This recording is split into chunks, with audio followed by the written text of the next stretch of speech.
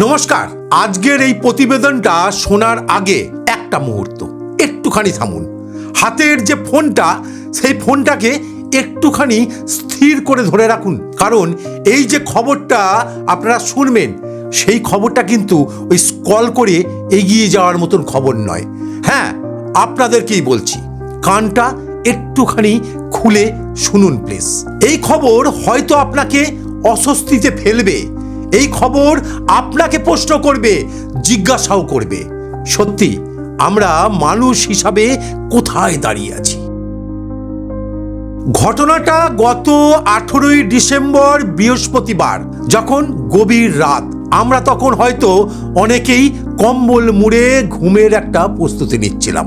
আর তখন বাংলাদেশের ময়মনসিংহে ঘটছিল একটা ভয়ঙ্কর ঘটনা, ঠিক যেন একটা উৎসবের মতন। শত শত মানুষ, উৎসব, উল্লাস, আর হাজার হাজার মোবাইলের ফোনের ক্যামেরা তাতে অন করা। কিন্তু এটা কোনো জলসা ছিল না, না ছিল কোনো রাজনৈতিক সমাবেশ। কিন্তু ক্যামেরার ফ্রেমে কি ছিল জানেন? একটা জ্বলন্ত মানব দেহ। আর সেই জ্বলন্ত মানব দেহের নাম কি ছিল জানেন? দীপু চন্দ্র দাস। কিন্তু কেন? কি অভিযোগ? অভিযোগ ধর্ম অবমাননার। কিন্তু সেই অভিযোগটা যে করেছিল তারা কেউ যাচাই করলো না।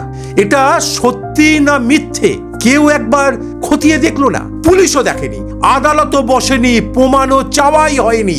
রাস্তায় হয়ে উঠেছিল যেন আদালত, আর জনতাই হয়ে উঠেছিল এই কাণ্ডের বিচারক। প্রথমে মারধর, তারপর ঝুলিয়ে রাখা।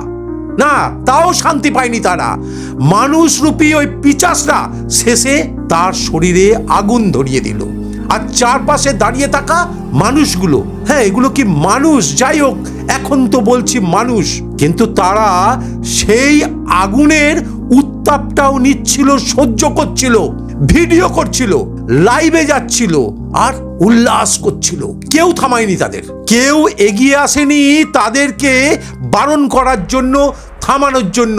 কিন্তু সবাই উল্লাস করেছে, কেউ প্রশ্ন করেনি। আচ্ছা, এবার প্রশ্ন, এরা সত্যি মানুষ তো? সম্ভব? সম্ভব কখনো কোনো সত্যিকারের মানুষ এটা করতে পারে? একটা মানুষ জ্বলন্ত ওরকম ভাবে জ্বলছে, তাকে ভিডিও করছে, তার সামনে উল্লাস করছে, এটা দেখতে পারে? হ্যাঁ, দেখছিল, উল্লাস করছিল। আর আমরাই বা কি করছি? অনেকেই হয়তো বলবেন ওটা বাংলাদেশ, আলাদা দেশ। কিন্তু ইতিহাস সাক্ষী আছে, ঘৃণার আগুনের কিন্তু কোনো সীমান্ত নেই। আর এই ঘৃণার আগুনের কোনো পাসপোর্ট লাগে না, তার কোনো কাঁটা তারও লাগে না। সে কাঁটা তারও টপকে যায়। কাল ওখানে হলো, আর আগামীকাল এখানেও কিন্তু হতে পারে।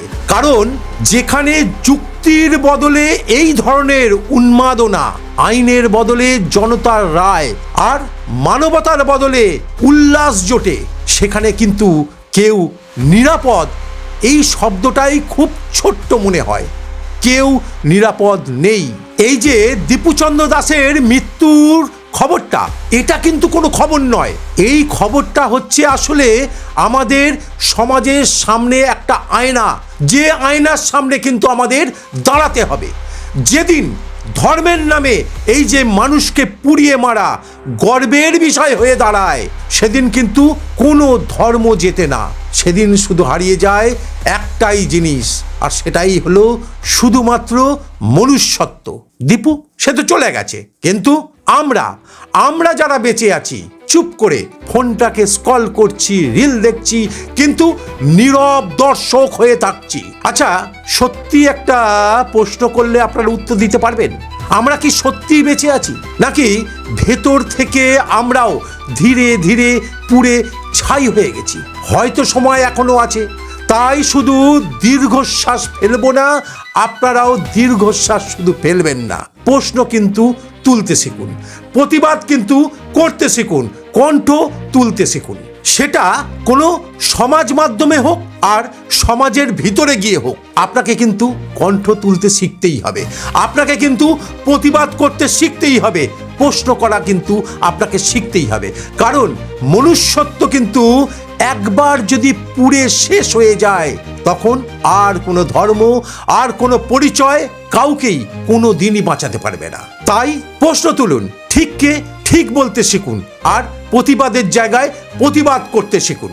নমস্কার।